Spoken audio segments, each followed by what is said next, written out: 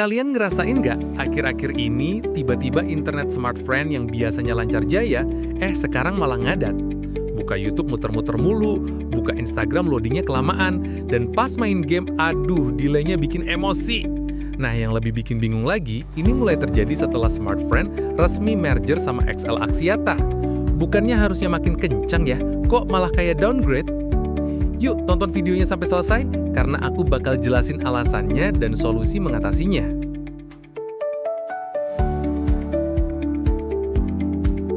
Oke, biar nyambung, kita mulai dari sedikit flashback dulu.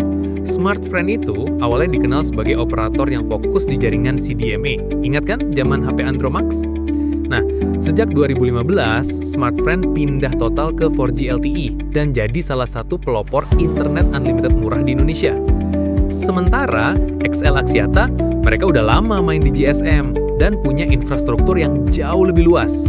Mereka kuat banget di jaringan luar kota dan punya backbone fiber yang besar. Nah, dua kekuatan ini akhirnya disatukan lewat merger di tahun 2025. Tujuannya jelas, bikin jaringan yang lebih luas, stabil, dan efisien. Mereka bahkan bikin entitas baru yang namanya XL Smart. Keren banget di atas kertas kan? Topik XL dan smartphone mergernya udah pernah aku bahas di video sebelumnya ya. Nah, setelah merger diumumin dan mulai proses integrasi jaringan, banyak pengguna smartphone mulai ngerasa ada yang aneh. Internet yang tadinya stabil jadi lemot, sinyal kadang hilang, bahkan kadang 4G berubah ke 3G atau malah no service. Ini bukan kebetulan, semua itu ada alasannya. Dan di balik layar ada proses teknis gede banget yang lagi berjalan. Kita bahas satu-satu biar kamu paham dan gak cuma nyalahin operator doang. Penyebab pertama, proses integrasi jaringan. Jadi gini, Smartfriend dan XL itu punya sistem jaringan yang beda banget. Mulai dari lokasi BTS, jenis antena, sampai konfigurasi frekuensinya. Sekarang, mereka lagi nyatuin semua itu jadi satu jaringan utama. Proses ini disebut network consolidation. Bayangin kayak kamu punya dua rumah gede dan kamu mau pindahin semua perabotan dari dua rumah itu ke satu rumah baru. Pasti ribet kan? Ada barang yang hilang, ada yang belum nyala, ada yang harus disambung ulang. Nah, di dunia jaringan seluler, proses kayak gini juga bikin sementara waktu koneksi jadi nggak stabil. Beberapa BTS atau menara sinyal harus dimatikan sementara buat upgrade atau disinkronin ulang. Akibatnya, area tertentu bisa kehilangan sinyal kuat, sementara area lain malah jadi over capacity. Jadi, kalau kamu ngerasa sinyal naik turun, itu bisa jadi karena BTS kamu lagi diatur ulang supaya sesuai sama sistem XL Smart yang baru. Biasanya, proses kayak gini makan waktu beberapa bulan, tergantung seberapa padat daerahnya.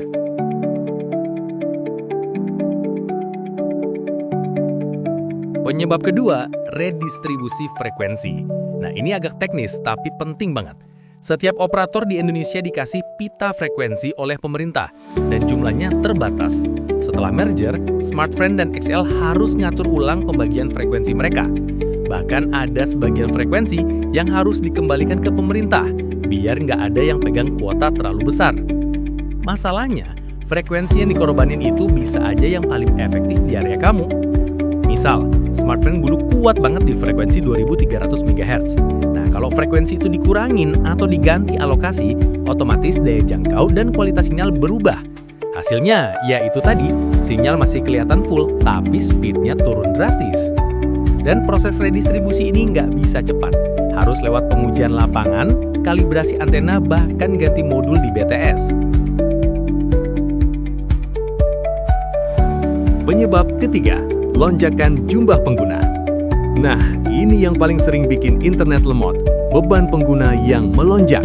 Sekarang, bayangin gini bro, sebelum merger, Smartfriend punya jalur data sendiri, XL juga punya jalur sendiri. Sekarang, mereka digabung jadi satu, penggunanya totalnya jutaan. Kalau kapasitas jaringan belum ditambah, ya jelas aja jalurnya jadi padat. Kayak jalan tol tiba-tiba dipakai 2 kali lipat mobil. Mau sekuat apapun servernya, pasti delaynya kerasa. Biasanya efek ini paling terasa di jam sibuk, sore sampai malam, waktu orang pada nonton, main game, dan streaming. Kalau kamu coba akses pagi atau dini hari, speednya bisa balik kencang lagi. Itu tandanya bukan HP kamu yang bermasalah, tapi jaringan lagi padat.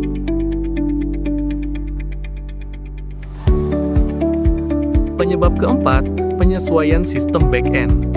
Selain BTS dan sinyal, ada juga hal yang nggak kelihatan tapi vital banget, yaitu sistem back-end. Ini mencakup DNS, server routing, billing, dan autentikasi jaringan. Nah, sekarang dua sistem ini lagi digabungin. Selama proses itu, bisa aja muncul bug kecil yang bikin koneksi kita tersendat.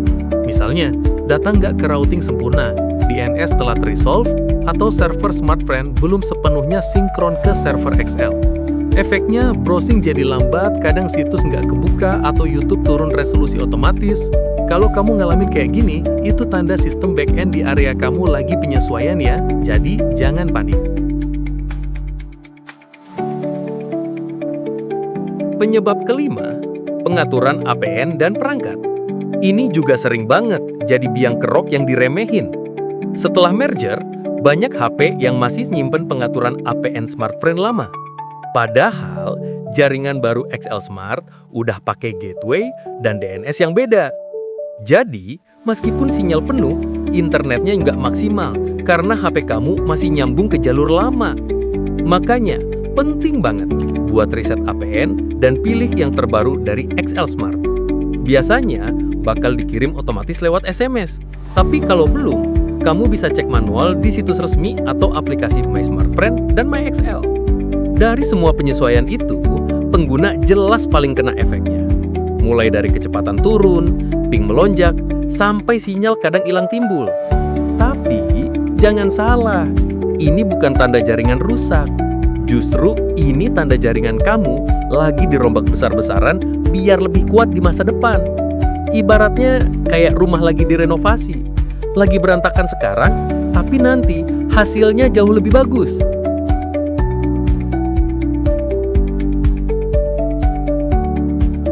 Solusi dan tips praktis.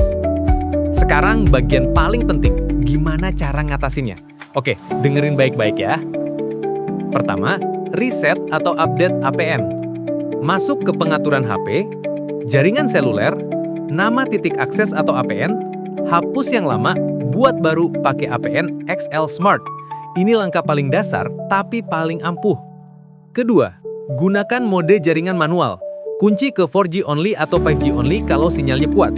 Jangan biarkan HP otomatis pindah-pindah jaringan, karena itu bikin koneksi sering putus nyambung. Ketiga, restart HP secara berkala, biar sistem koneksi HP kamu refresh dan dapat routing terbaru dari jaringan XL Smart. Keempat, gunakan Wi-Fi sementara. Kalau kamu butuh koneksi stabil buat kerja atau kuliah, bisa pakai jaringan Wi-Fi dulu sambil nunggu proses integrasi selesai. Terakhir, laporkan gangguan lewat aplikasi. Gunakan MyXL atau MySmartFriend buat kirim laporan. Makin banyak laporan dari daerah kamu, makin cepat mereka fokus perbaiki area itu. Dan yang paling penting, sabar. Karena transisi jaringan besar kayak gini nggak bisa diselesaikan semalam. Sekarang pertanyaannya, kedepannya gimana? Kalau semua integrasi udah selesai, XL Smart ini bakal jadi salah satu operator paling kuat di Indonesia. Dengan jaringan SmartFriend yang punya jangkauan luas di urban area dan backbone XL yang solid di daerah, hasil gabungannya bisa luar biasa. Mereka juga udah nyiapin ekspansi besar ke 5G dan internet rumah berbasis fiber. Jadi kalau sekarang kamu masih ngerasa lemot, tunggu aja beberapa bulan lagi. Kemungkinan besar speednya bakal jauh lebih baik dari sebelumnya. Jadi kesimpulannya, lemotnya jaringan SmartFriend setelah merger sama XL bukan karena kualitas menurun, tapi karena mereka lagi dalam fase peralihan besar-besaran. Semua ini proses menuju jaringan yang lebih kuat, lebih luas, dan lebih cepat.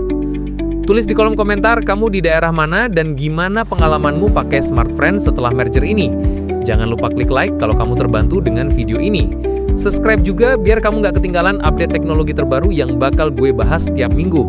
Sampai ketemu di video selanjutnya, dan semoga sinyal kamu kembali ngebut kayak dulu lagi.